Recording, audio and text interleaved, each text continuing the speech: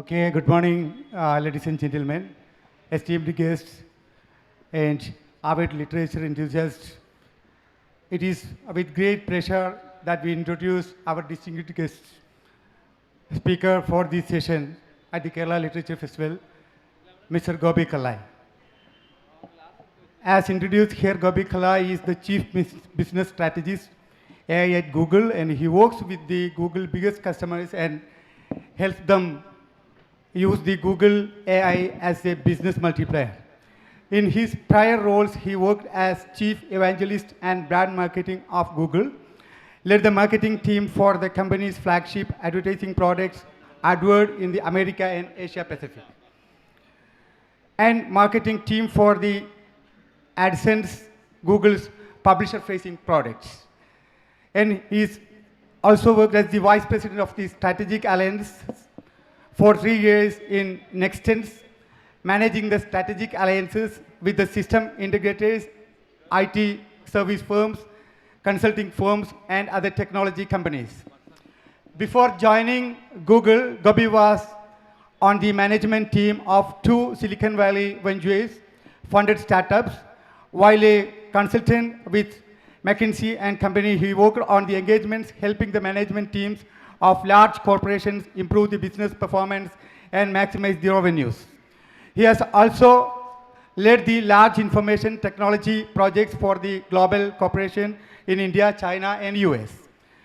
Gopi earned his bachelor's degree in electronics engineering from National Institute of Technology, Tiruchirappalli, India, and he receives the master's in business administration degree from Indian Institute of Management, Calcutta, and the Wharton School of Business at the University of Pennsylvania, guided by Joseph Wharton with his original vision that using the analytical expertise to produce the well-rounded leaders to drive the social progresses.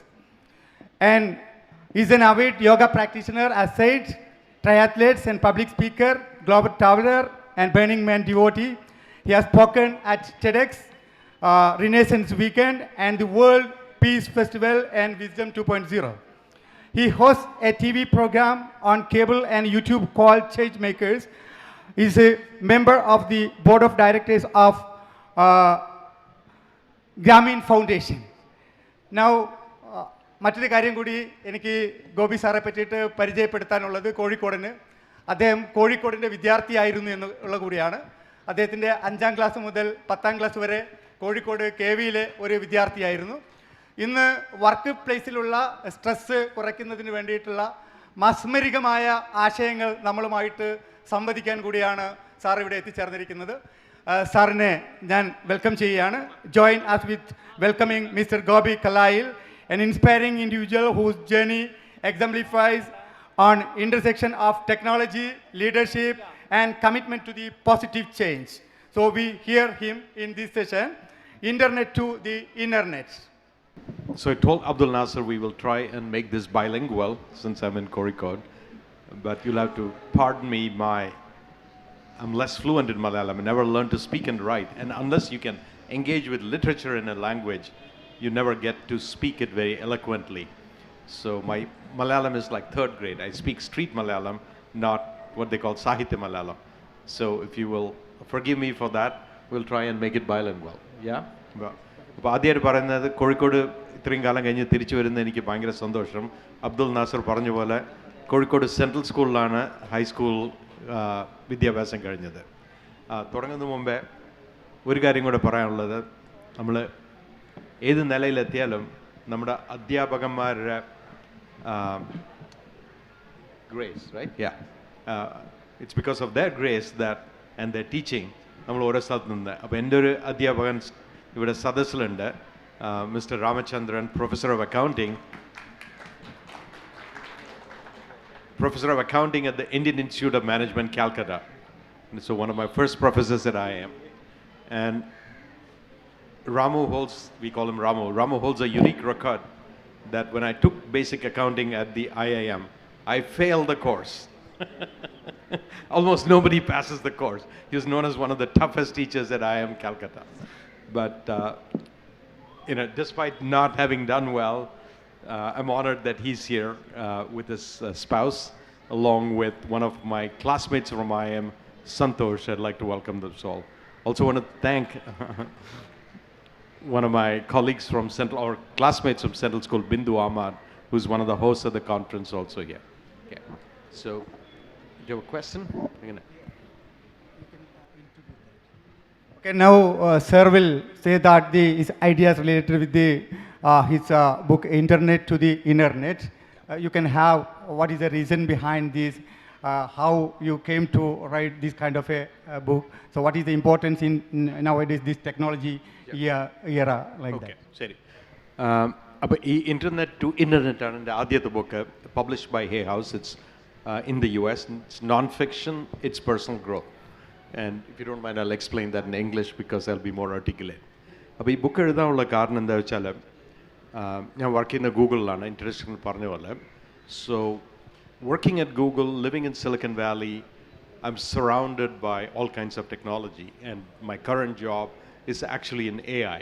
So all of this is amazing what technology permits us. But it struck me when I was working at Google, because in parallel I'm also a yoga teacher. I founded the yoga program at Google called Yoglers, the yoga program for Googlers. So it struck me at that point that while all of these technologies that we have, computation, artificial intelligence, etc., is incredible and is changing life at a dramatic pace, the most important resource, the most important technology we all get to work with is right here. This is one of the most sophisticated technologies that we get to use. Our body, our brain, our breath, our consciousness. And if you are wondering, like, what do I mean by that? I'll give you a couple of examples. If you had lunch right now or breakfast, the minute you put food into your body, this is a highly sophisticated chemical factory. Lots of things that start taking place immediately that changes your energy level, that changes your cognitive functions. And it's this incredibly mysterious process and sophisticated process that goes on. So this inner technology is the most sophisticated. And as I thought about it, it struck me that not only is this the most sophisticated technology, everything we experience in life is filtered by this technology. So you eat a piece of food, it is to be digested and it becomes your blood, it goes into your liver system and it energizes your brain, etc. Or you listen to a piece of music, whether you get moved to joy or whether it changes your emotions, also this technology is filtered. Right now you're sitting here talking to me, you're hearing my words, you're looking at my gestures, you're listening to my tonality, and if I stop and try to read into your mind or ask each one of you, I'll get a slightly different message about what I'm saying because your body is processing it differently. So that is the first kind of thesis arrived at, that this technology is not only sophisticated, all of our life experience is being filtered by this layer. There is no life experience for each one of us outside of this. I'll also confess that this is not an original thought. I actually learned this, or this kind of framing, from the Indian mystic Sadhguru, the founder of Isha Yoga. He was visiting Google, I had lunch with him, and he made this statement, and it struck me that this is so true. I'd never thought of life this way.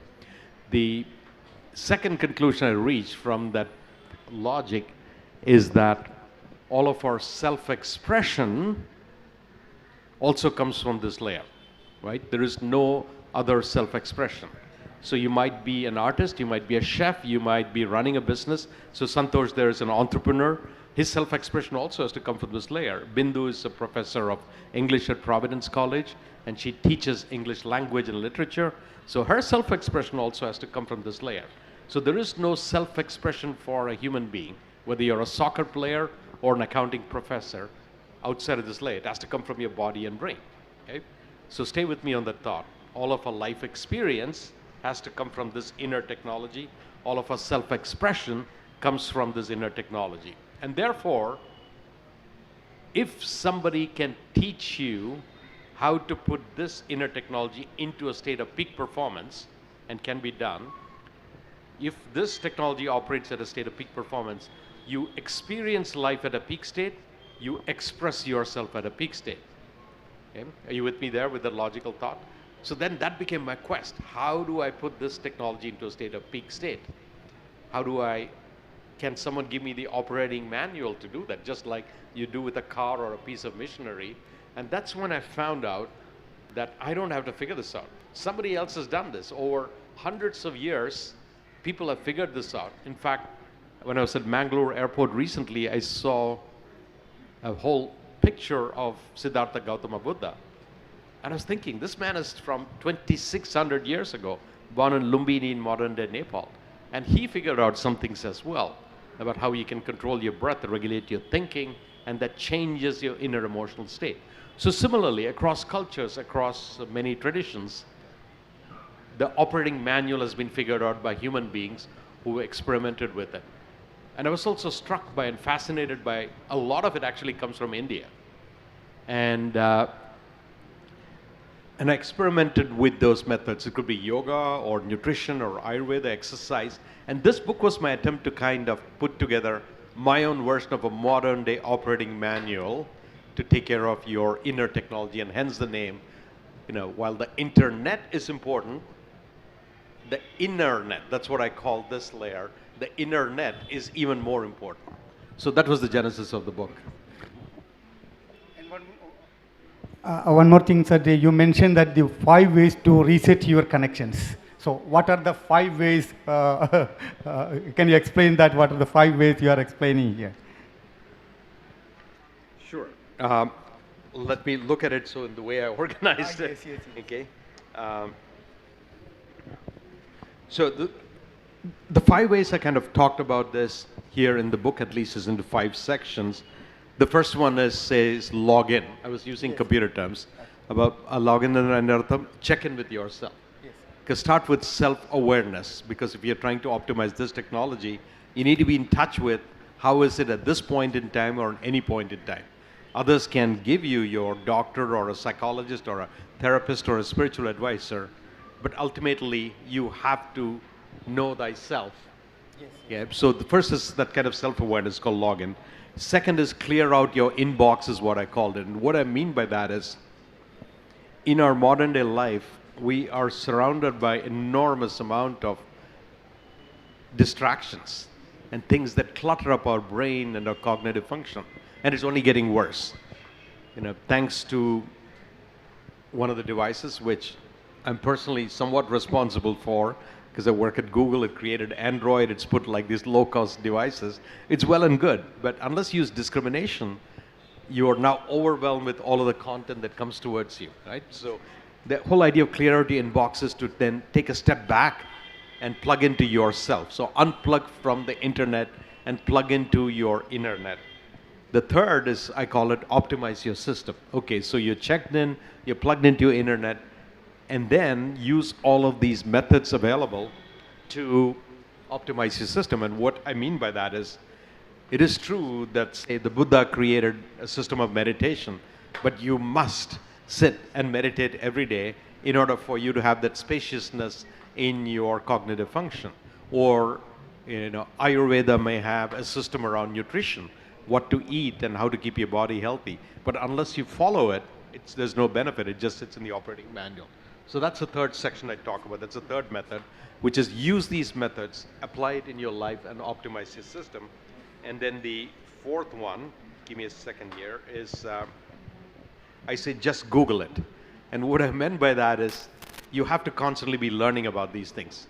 It's not a set process. And thanks to, again, these technologies, that information is available. You can listen to, say, the Huberman podcast, if you listen to it, and you find science-based evidence on many of these methods. He deconstructs it. What does sugar do to your body? What does alcohol do to your body? Why you need sleep, etc. So the whole idea of just Google it, there's a vast amount of information available in many languages. If you just listen to a series of TED Talks itself, you get this. And this book has actually become a TED Talk. So there's tons of that kind of information available. And the last one, I say thank you for subscribing. And the idea being, at the end of the day, you have to just pause, take a deep breath, and be filled with incredible gratitude that we have the privilege of this inner technology. We have the teachings, the operating manual with which to work it. And for the most part, for most of us, we have the freedom and the privilege and the luxury to optimize our life. So those are the 5 steps or the 5 sections in the way thought about in the book.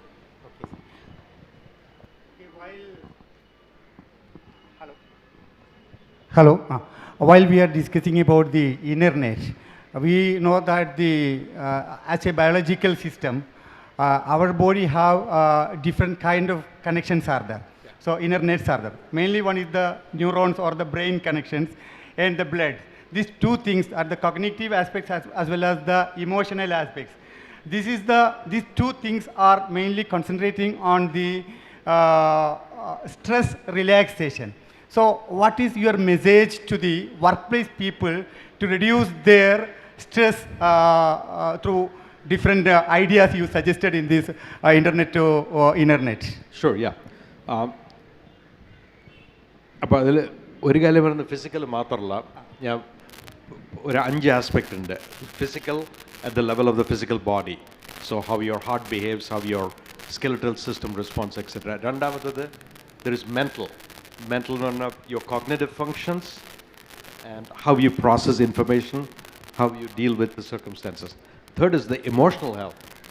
Emotional health, things coming out of your heart, not the physical heart, but on a daily basis, you have different life circumstances. How do you respond to those situations? It can be everything from I missed my train to I had road rage because the driver cut me off, to someone like Bindu and I had an altercation and she raised her voice, to circumstances like your loved ones will die, people you trust may betray you. So how do you emotionally respond to it? So that's the third: physical, mental, emotional. Fourth, I call social. We are social animals and we need our community, our social connections. So how do you live in community? And if you doubt about it, just think of what happened during the pandemic and how much it affected. And the fifth is your spiritual health or spiritual well-being, because at the end of the day, we need that sense of our consciousness, our connection to something larger than ourselves. So I would look at it from all these respects: physical, mental, കേൾക്കുന്നുണ്ടോ? ഇപ്പോൾ കേൾക്കുന്നുണ്ടോ? It's okay? Yeah, thank you. But you look at it from ഈ 5 കാര്യത്തിൽ നോക്കണം: physical, mental, emotional, social and spiritual. I apologize. I tried thinking of those 5 words in Malayalam and it struck me that I would be completely clueless. I would not even know. If I try, I'll come up with some random words. I'm curious. എന്താണ് മലയാളത്തിൽ എന്താ പറയാ ഈ വാക്കുകൾക്ക്? Physical, mental, emotional. Physical means ശാരീരികം. Mental എന്ന് പറഞ്ഞാൽ മാനസികം. Emotional, വൈകാര്യം. Okay, let me learn. Spiritual, ദൈവികം. ദൈവത്വം, ദൈവികം. ആത്മീകം. Okay. And then അഞ്ചാമത്തെ എന്തായിരുന്നു? Social, സമൂഹം. സാമൂഹ്യം. Okay, good. There you go. Okay. 2 കാര്യങ്ങൾ. ഒന്ന്, നമുക്കറിയാം സോഷ്യലൈസേഷൻ, സാമൂഹ്യവൽക്കരണം. ഡിജിറ്റൽ വേൾഡിൽ സാമൂഹ്യവൽക്കരണം റെഡ്യൂസ് ചെയ്യുന്നു എന്ന് പറയുന്നു, കുറഞ്ഞു വരുന്നു. കാരണം people to people interaction is very less, but all these things are through the medias only. So how ഈ ടെക്നോളജി യൂസ് ചെയ്തുകൊണ്ടിരിക്കുന്ന ഈ ഒരു സൊസൈറ്റിയിൽ എങ്ങനെയാണ് യോഗയെ ഒരു ഒറ്റമൂലിയായിട്ട് നമുക്ക് പ്രയോജനപ്പെടുത്താൻ കഴിയുന്നത് എന്നുള്ളത്? Specifically yoga. Specifically to yoga. So ഈ ടെക്നോളജി കൊണ്ട് ഒരുപാട് ഗുണങ്ങളുണ്ട്. So you benefit from it.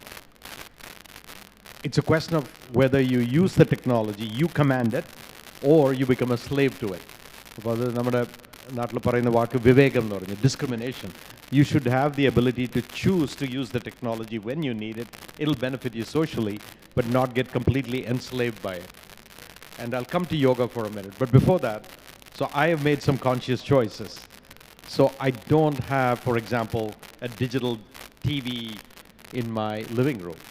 Okay, I just don't watch it. I've just completely got rid of it.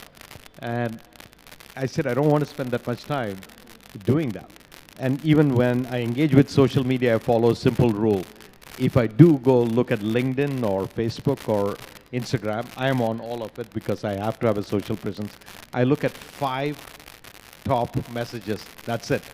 If you message in the top 5, you won the lottery, you got my attention. Because there is 500, and my life is much more richer than trying to read all 500 and respond, and usually end up feeling terrible that everyone else is having a fabulous life while my life is not so good. So I put some boundaries around that. But so this way I use the technology when I chose to, but don't get completely consumed by it. And the one thing I try avoiding is that constant reactions. All my notifications are turned off. So if you send me a message, I will not hear anything. I'll only see it when I choose to go and look at that medium. So sometimes if you message me on LinkedIn, it might take a week for me to respond. I don't care. I have chosen that's the pace at which I will. Okay? And if you feel upset about it, too bad. Deal with it is my attitude. So I have all my notifications turned off. And did you have a question, ma'am? Okay, let's take a question. By the way, you can interrupt me and talk to me, have a conversation. Parnyola, inda. Now you can interact with the Gopi sir. Mic and audience in the mic and No, we'll. Let's get our mic. Use this. Hello.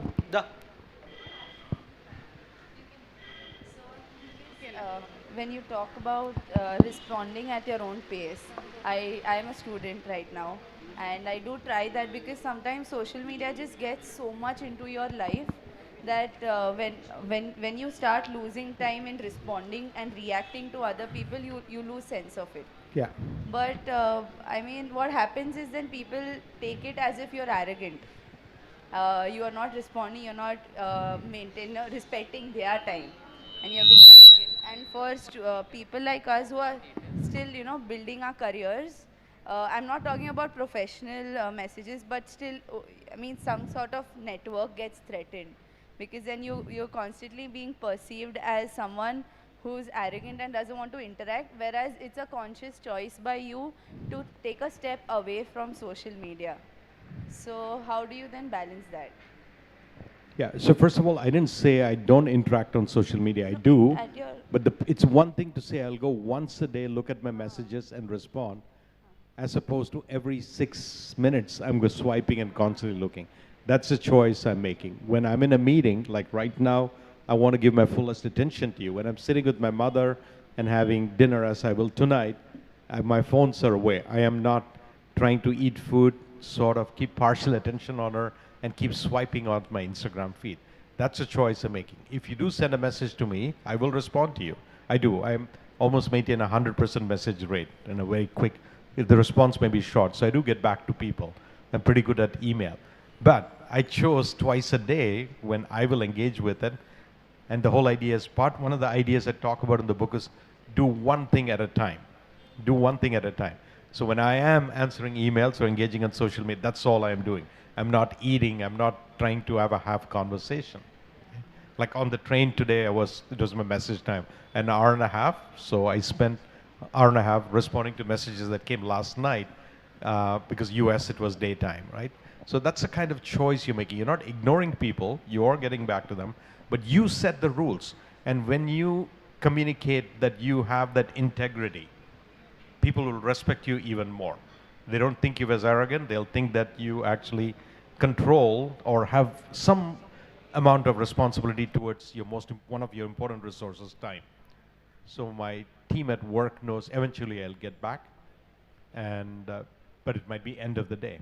And once you signal to them, so part of it is establishing that contract with others. So you tell your friends, once they know, what's your name by the way? Maithili? Yeah, so once your friends know Maithili, that Maithili will only get back to you twice a day, they readjust themselves to it. I have had situations where friends have that thing like you don't respond to me in 3 minutes. I posted something, you did not. And if they have that kind of an expectation, I did not set it. They came up with their own expectation. This is their problem. They have to deal with it. And I am not here to deal with their emotional tantrums. The only helpful thing I will suggest at that point is read my book and buy a copy. But let me get back to the other question. So Okay, next question. No. Yoga. I didn't answer that. Yeah. So I use. Hello. Sir, 1 minute. After minute. the earlier question, we'll give you chance. So I use yoga as a specific way by which I completely unplug when I get onto the mat, asanangal thodangumbo, I'm fully focused on my body and my breath. You have to be very present and engaged.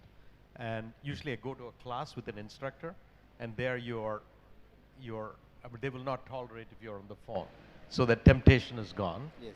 And it is my one chance to drop into my body and be fully present, and it with my breath, with my body. And as part of yoga, I also do dhyana yoga, meditation, and that I find sweet and engaging. So for about 20 minutes or 30 or whatever I choose to meditate, I am fully present with my being, and I'm engaging with my internet. What I see might not be pretty, but at least I'm spending time reflecting on what's going on with this. It also gives me community. I do a lot of things. അപ്പോൾ ഈ yoga practice ചെയ്യുന്ന ട്രഡീഷനിൽ സത്സംഗം എന്ന് പറഞ്ഞൊരു വാക്കുണ്ട്, where you in community with other sattvic people. That's what it means. Satsanga, in the company of others. So I use everything from a yoga class. I do retreats. So once or twice a year, I will take a group of Googlers and we'll go stay in a very traditional ashram to get exposed to ashram life. You're welcome to come with me. All of you are welcome to come with me. But that's an opportunity to actually be present in an environment. And usually these are in beautiful locations. It's quiet, and we slow down considerably. And so I use yoga as a vehicle to have that sense of community with others interested in the same path. Now you can ask, sir. Sir, good afternoon. Good afternoon. പേരൊന്ന് പറയാമോ? എൻ്റെ പേര് I am Baburajan. എന്ത്? Baburajan. പറയൂ. I've been known as Epic Yoga Babu. Epic Yoga Babu. I am interested in yoga and philosophy, psychology, and every other things. And I also use internet, as any other human beings around here and around the world.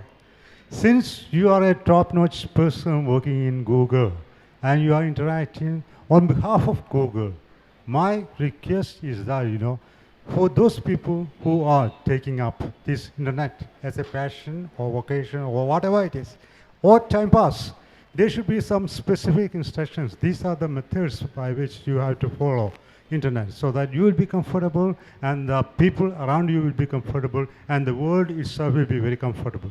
There should be something emanating from the Google itself so that you will make the life out of the public. I mean, out of the life good for the millions of people who are using Google and internet.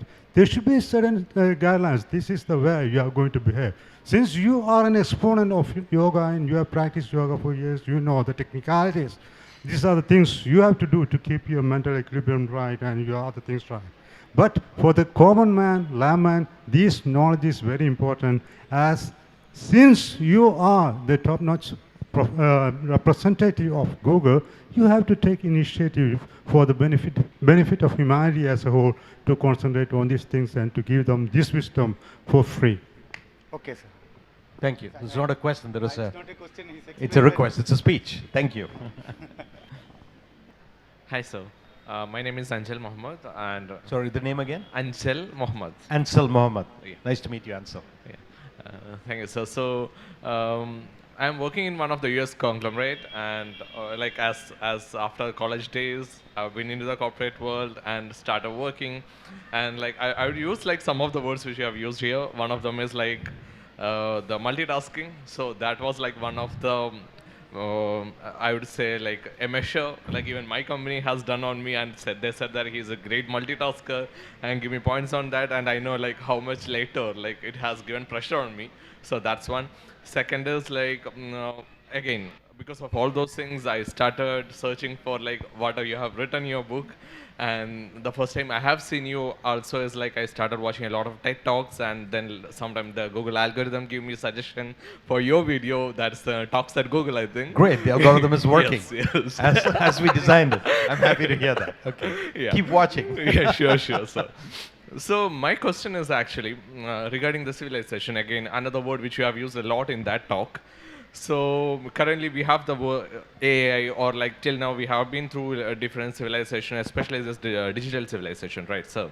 So and we have changed a lot, whether it's like good or bad, whatever it is. Now we have AI here. At least like from kids' perspective, I can say that there are two kinds of people, right? Like in the kids as well. Like one group is like learning new things using AI. Second is like making their life lazy because everything is easily accessible, right? How do you think like the civilization would be like with AI now? Sure. So just to add on that, because you have why I'm asking this question is because you have given an example of how mobiles have changed our civilization in that talk. So just want to add on that. അപ്പോൾ answer ചോദിച്ച ക്വസ്റ്റിന് ഈ ബുക്കിലായിട്ട് ബന്ധമില്ല. എന്നാലും I can answer because it's my job. ചെയ്തോട്ടെ. Okay. So I disagree with you very vehemently.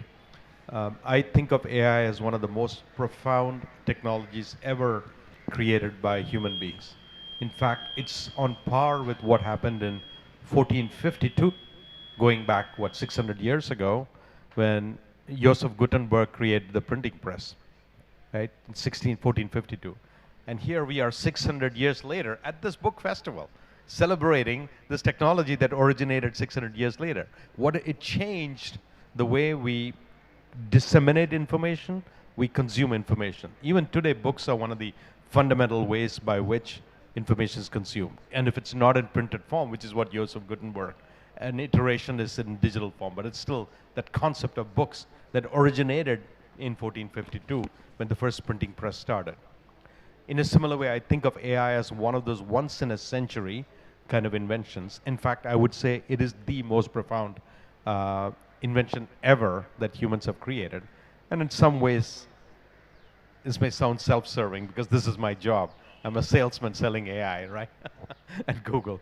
But the reason I say that this is actually one of the most useful, beneficial thing, it won't make people lazy, it'll make us work even more creatively and in more intelligent ways to solve big problems in this world. We are actually giving enormous amount of power.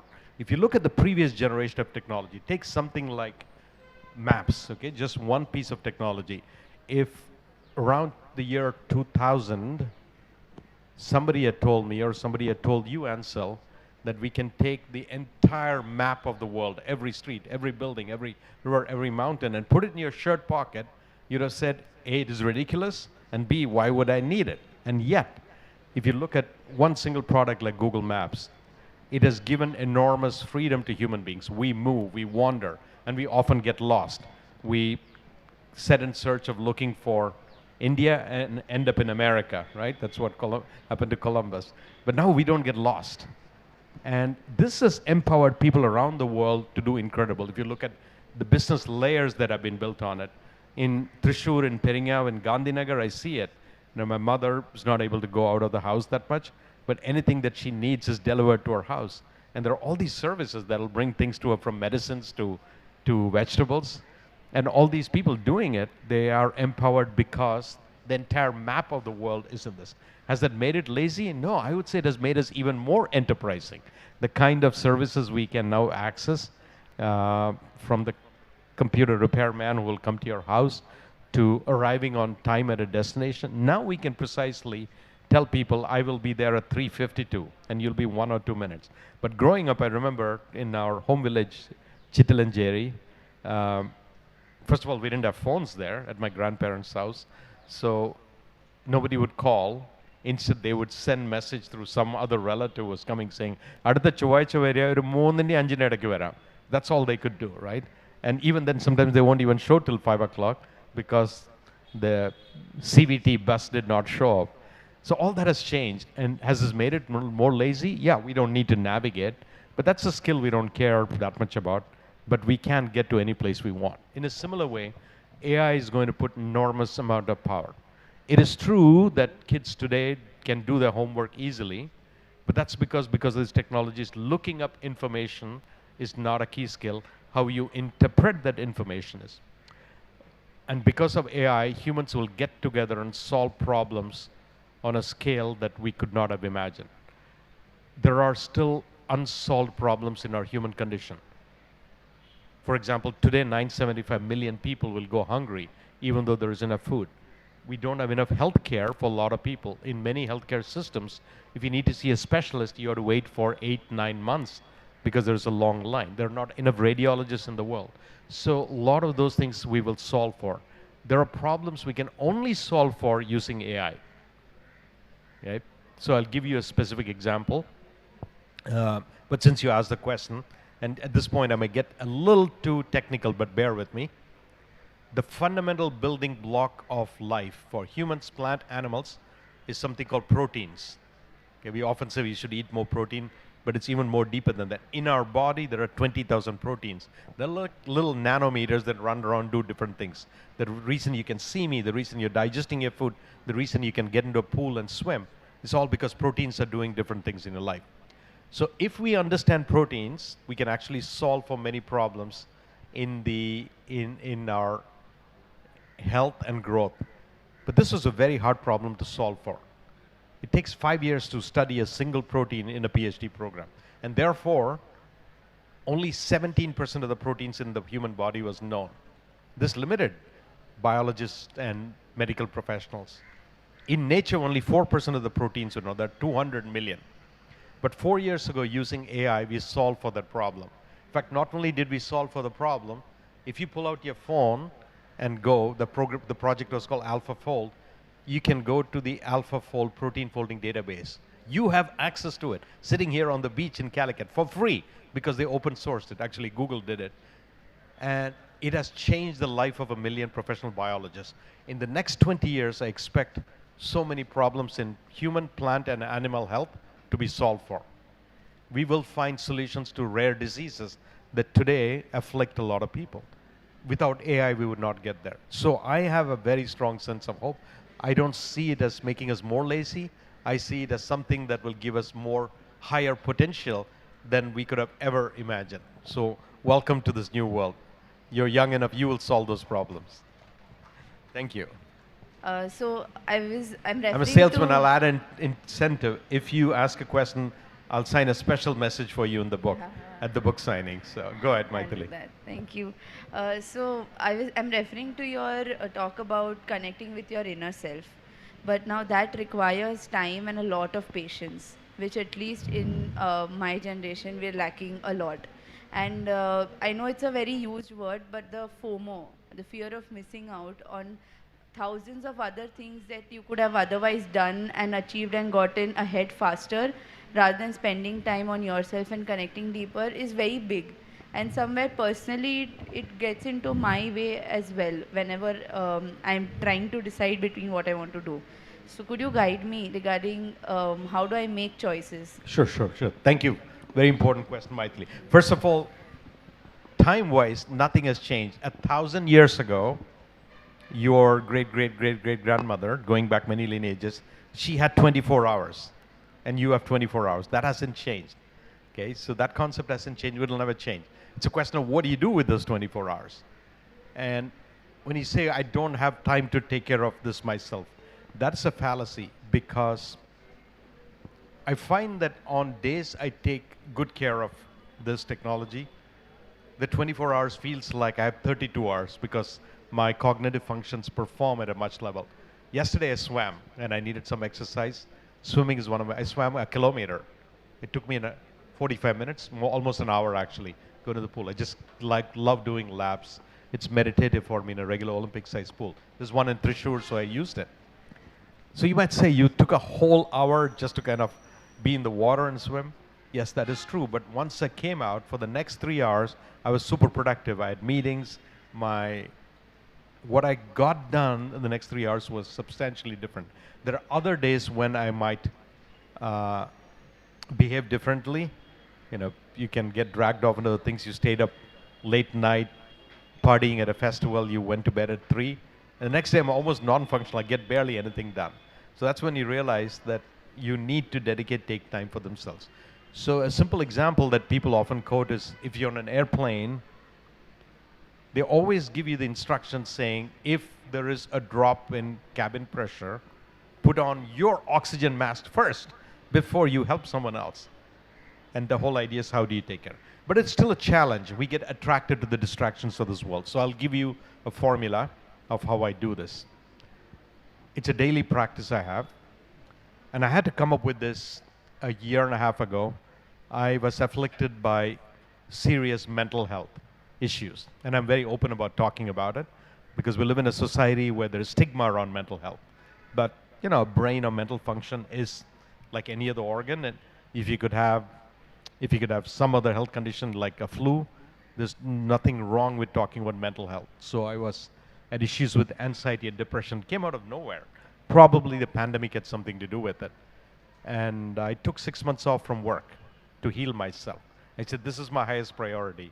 And I hired a whole battery of experts, from Ayurveda physicians to sleep specialists to psychiatrists, to deal with my mental health. Because it is a priority. Because if I had continued, if I ignored it, I would become non-functional. I had become non-functional.